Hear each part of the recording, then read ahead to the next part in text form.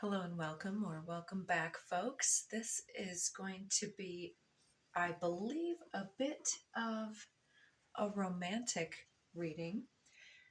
And as I started to ask the question, is that the messages we're going to get from this deck? The card that first came out was number 10, Soul Star Chakra, and it reads, Merging with the Divine. So merging with the divine in this case might lead one to believe this is a very highly spiritual union that is what you're seeking in this time. So I'm not sure if you have already met the individual, the object of your affection, or if this is just spirit saying that this is part of the quest. But it looks like a pretty powerful healing relationship at this point. Let's see, underneath the deck we have 56, vulnerability. That's actually quite a beautiful card to have in this case. Merging with the divine. It's like this being at one with our inner divinity and sharing that space with another person, being everything that we are, is like to be truly seen and witnessed. You know, so some of you may definitely feel as though you're already walking your divine purpose in this world. Let's see. A few more cards here. Merkaba. So something is expansive here. Let's just go from there.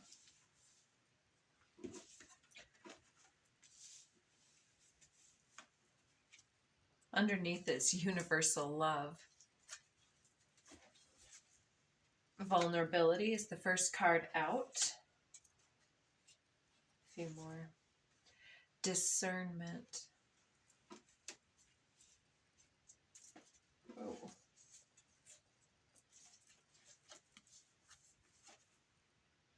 And now root chakra number 2, ground and center. With this moth energy here, there's a big transformation about to happen, and in any type of acceleration or momentum, it's important to stabilize our energies. It's like in martial arts, when you see someone how do I want to say this? It's about having a strong and stable base if you're going to attack efficiently and effectively, or to withstand a blow from another. Now, as I often do, I see both parts of the energy at once, and I'm seeing how sometimes there are flying kicks where it's your attack has to be grounded, but you're not touching the ground, you're flying through the air. Or, you know, if you are smaller than the opponent and they come to attack you, you're not going to dig in your heels and sit low in your energy and take the blow. You're going to be on the tips of your toes and back out of the way. However, sometimes what I'm seeing is like the flying attack, in the same way, if we get caught off guard by a big force and we're on the tips of our toes and mindful in the moment, and that opponent is, their force is so much bigger than us, it can like send us flying through the air. And like a cat, we can get that stable base by kind of sprawling. I don't know why the martial arts references, but also like when you're in grappling types of connections, it's almost like the sprawl keeps somebody from being caught up in the enemy's attack. So it seems so awkward to be talking about all of that. How did I get off on that subject? To ground and center. Exactly. So, okay, bringing myself back full circle here. The root chakra, ground and center with this moth energy, is kind of like giving me the energy of change and chaos energy, and staying grounded doesn't mean that we have to stay put. And sometimes another image that comes through is like how trees are very much like humans, but also are opposite. They're literally physically rooted into the earth, where our roots are imagined, not imagined, energetic more so. And so I think that during this time of change, we are looking for ways to stabilize without slipping back down into old routines. So let's get some more cards that seemed a little bit random. I trust the flow. From the Gilded Reverie Lenormand deck, the one that came out is this Compass energy, number 42. And so there's some type of redirection or directional signposting that is coming through in this situation. So, yeah, let's bring it back through. So there's something I feel like that has caught our attention, that is making us feel a bit vulnerable here, or the urge to be vulnerable with another individual. And it's important to ground and center our energy, because things will be really, I feel, accelerating and changing fast. And it's going to be important for us to maintain our own sense of expanded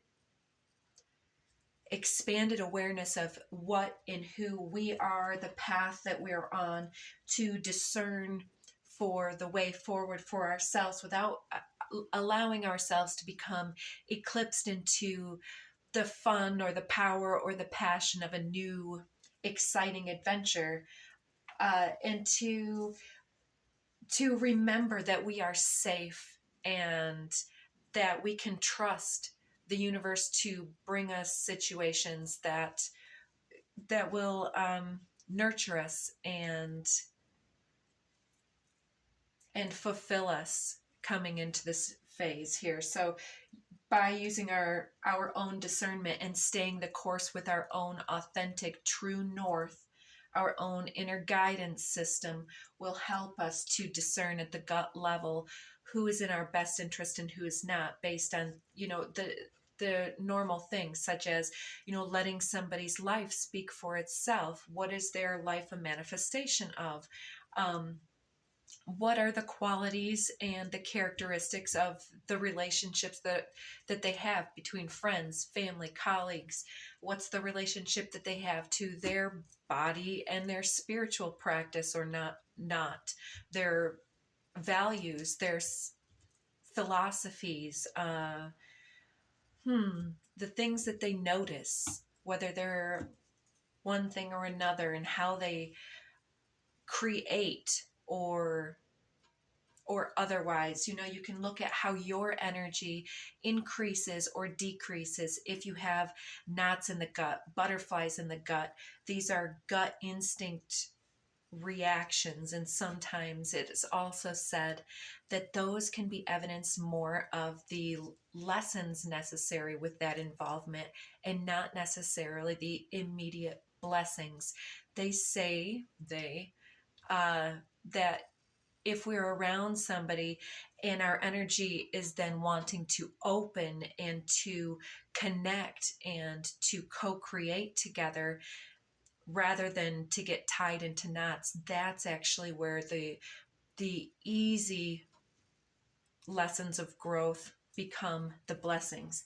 So as the compass came out underneath, we have this masculine looking to make a gesture, perhaps sitting here in his own place, a little bit in comfy clothes, barefoot with a rose, really looking over things and wondering if he will be accepted, perhaps. The well came out in the pre-shuffle, and I was thinking about the well in the I Ching book, how it says, the RL Wing I Ching workbook. It says that the well at the center of the village is sort of static in that it doesn't grow and expand. It is what it is. And so I felt like in the moment it was also talking about the depth of an individual and how generally the superficial versus the depth of a person and the things that they care about and are evidenced with all that they show us initially, it can be evidence to exactly what we're looking at. Many people can mask, but we've got clouds obscuring underneath the deck too.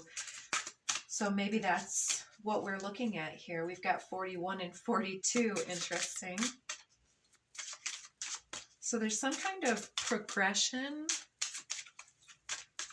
or attention to how well something can sustain the household, perhaps. We've got this polar bear coming out of the water, and it's then got this clouds with the sun breaking through, and this is very icy here. So it's kind of like, yeah, I'm seeing this storm. There's this lightning. I'll come back to this one. I think that it's kind of instructing us. Ooh, and that's the 6 and the 15, and 15 is also a 6. So it's some kind of rebalancing after some type of obscurity or confusion or a state of unclarity, not knowing what it is we were looking at, because especially we've got this discernment card here with our vulnerability. Are they an individual that can be trusted with our full, true, authentic vulnerability? And so with this polar bear coming in from the cold, it's kind of talking about, for me, a bit of trust and a bit of leaning into a potential. Oh, beautiful. Okay. Yeah. So I think too, with that frozen quality, it's talking about previous relationships and situations that didn't work out the way that we anticipated, because we've got this rodent issue here in the kitchen where we nourish ourselves, and it's coming out. Oh my gosh, this is also 23 and 24. And it comes out with the swans. The swans are the mirroring, the Two of Cups energy about deep love and connection. Swans mate for life.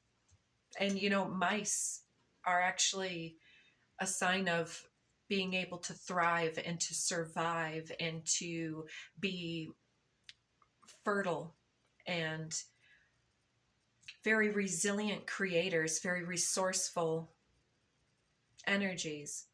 So we may be talking about how we are able to transcend the previous lessons and situations from our past, other situations, and to rise above these lessons and to continue to seek for that deep love and depth here and clarity, something that will honor the truth and the depth of being vulnerable, someone that deserves that. And I think that with the compass here, we're being guided towards something in particular here. So yes, stabilizing yourself. It doesn't mean that we need to dig in our heels. Okay. We've got underneath number 20, the garden. The garden is a place of abundance. And so I think that it's talking about self-care and being able to show yourself this deep love and to take yourself on dates perhaps, or to spoil yourself instead of feeling some type of discouragement from disappointments that happened previously. We need to still keep building and keep being the creative, deeply vulnerable beings that we're here to expand into. To be able to ground into our own value is to then attract it back to us in the mirror. It's not that life is going to quit throwing us issues to figure out, but I think that there's some strategy here happening through being able to hold that deep vibration of love, however you need to get it done. Whether you need to reach out to friends, or if you're the one that's helping others, or if you've just got to do it on your own right now, some type of inner glow is able to be nurtured at this time. And this is what's, if you're not already in proximity with this individual, it's what's going to attract them and bring them in. So we have this number one card, the Rider, comes through here in this very magical fashion. The Rider comes with a note, a letter. So I feel like it, take the genders as you will. I feel like there's some type of communication or personal expression here of the feminine and the depth that she has here. And so somebody is expressing something heartfelt that could be really brilliant artistic self-expression of your beauty and your grace and your self-protection of that space here. Because it's like with that number one card in everything that we've been talking about here, it's like you're really standing in your character and integrity. And so it's more than being like, well, I'm a catch, you'd be lucky to have me type stuff. But it's like the self-expression becomes a missive of light. You are delivering and sprinkling these light codes amongst whoever has the eyes to see and the ears to hear. And you're anchoring this vibration into your reality. You're really using your mind, body, and soul perhaps to conjure a great love into your life by anchoring into this energy here of the higher heart, rooting not just in the earth, and which, earth has this light and dark aspect. We can get really lost in the dichotomies and the polarities of genders and lovers, and if it's good or if it's bad, if it's right or if it's wrong, in morality and appreciation of diversity and how we figure it all out. I think all of these things are kind of coming into this moment. So let's see, anything else? My voice, one moment here. So this rider energy, the way that it's coming across is this light code transmission is a declaration of the vibrational frequency that you are on, and it broadcasts this magnetic ripple effect throughout your experience. And those that are paying attention are feeling you because of the level that you've reached yourself, and then have personally brought yourself forward. The level of significantly powerful surrender to who you are, and then broadcasting that out somewhat courageously here is giving this dragon vulnerability. It's like I don't know. Let's just keep going. I sometimes feel like I need to give examples, but I think that's clear.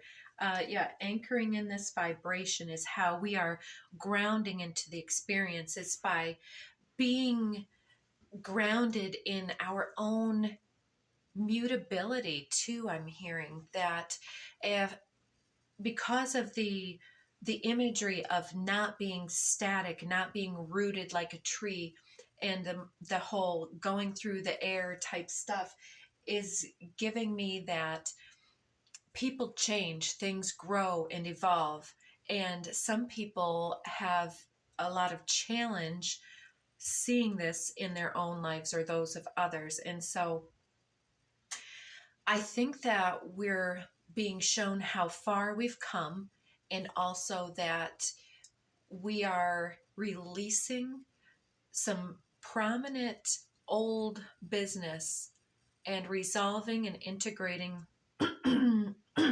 Yes, there it is. Integrating something at that level that's then allowing us to be a beacon for the love that we're looking to attract. And so now it can find us in return. We're prepared for it now. So we get the number 11, Jack of Clubs with the whip. So the Jack of Clubs, I believe, is the card of the spiritual initiate in the Robert Camp book. The whip talks about difficult situations, things that we feel responsible for, that we feel driven to go, and there's some kind of unrelenting quality to this. So I feel like sometimes you need to be possibly more gentle with your process, and to realize again how far you've come, to be able to open up that vulnerability from possibly the fire breathing dragon to then the the one that's kind of creating this. It came through in the previous reading as like a disco ball or a prism that reflects light, or the multifaceted crystal that reflects and bends the light in a specific way. And this is what is bringing people towards you. So look at this interesting depiction of the labyrinth here. It's like the woman sits at the center of the garden. We saw that garden, and I think that it's telling us that we are very grounded in the center of our beingness here, which makes us quite powerful and magnetic and luminous, very radiant and expressive and artistic, very much in the creator magician mindset of manifestation and conjuring, like I said here. And we've got these birds talking about the things that you say, the feelings that you feel greatly about, the passions that you give vibrational resonance to from your center. It's like these huge signposts for others, creating some type of resonance. And so we've got friends and soul tribe trying to find you in this labyrinth here, I'm feeling. But I think that there's some type of continuing authentication process. I'm seeing that. Are you AI? Press this button. 44, magnifying. Something from the past has been magnified in our experience, and I think that we're being told to look at how those certain things from the past have made us focus on the little details of things that do and don't matter, and how our discernment is being honed here by our vulnerabilities. Is also talking about our psychic sensitivities and our sensible, logical, intuitive nature here, in understanding what our pattern is and what the generational lessons have been that we've been breaking through. What are the demons we've been slaying in these realms as we've been dreaming ourselves into existence and conjuring our divine partnership here to merge greatly with our process. It's all about coming home to the self. We've got this homestead, this homey environment, and someone that feels like home in our energy, somebody that fits in well with what's going on in our experience can be um, quite important. I'm trying to think about which deck I want to use next. I think let's get this Akashic Tarot. I don't pull out the tarot as much, and I'm seeing the lightning bolt at the bottom. The Akashic Library wants to be seen. I'd also like to get some DIY cards on this. So let's get, what is it specifically about the relationship here? We've got the Four of Roses, Four of Cups, views of the ego, and the Queen of Keys. So our value systems and the views of the ego. I think there's some type of pattern we're leaving behind us as we've ascended to a new level. And I think that something has to do with your home, your sanctuary, or the people and relationships you've been able to foster in your life. And there's this old situation or paradigm where some individuals were in it only for themselves. They could only see themselves in the mirror while you're over here kind of being a ghost in their experience. And yeah, I see you turning your back from this. You've got the book in your hand and looking out over the vista for the new and next opportunity. We've got 16 caught in the ruins under the deck. Yeah, I feel like that's where you've already come from. You know, the dungeon is far below where this queen is up on the tower top. It could be some Rapunzel mindsets needing to be corrected. Mother Dearest energy. It's a lot of cards. Let's go with this though. Three of Scrolls, setting your course. Looks like some big changes are going to be coming through with this spring, autumn, seasonal changes going on. And then we've got the Garden again. So I don't know if children are prominent in your situation, but it looks like there's going to be some changes possibly in your family, in your home. And here with the Ascent, it looks like this is going to be something we've been waiting for. The Ascent in this case looks like somebody who's at your level. See how she's built herself this huge enterprise and undertaking. She's already got her castle, and this individual has already had his adventure here. And it looks like he's looking directly at her from afar. So we've got that going on, and over here we've got, this is so interesting when this happens. So check out this. So wishes fulfilled here is separated, Six of Roses, that family rivalry here, brother against brother, and then this treasure. So the treasure and the wishes fulfilled card, it's as though to say, you know, you thought you were promised this right off the bat, and then instead you feel like people have come in like this energy of thieves in the night, being robbed and having your stuff thrown to the four winds, dissipating your energy, struggle mentality, poverty mindset. It looks like in this case, we're being told that some of those energies being released, liberated from our experience, are some of the struggle mindsets that predisposed us to certain types of lessons needing to be learned so that we could advance beyond the views of the ego.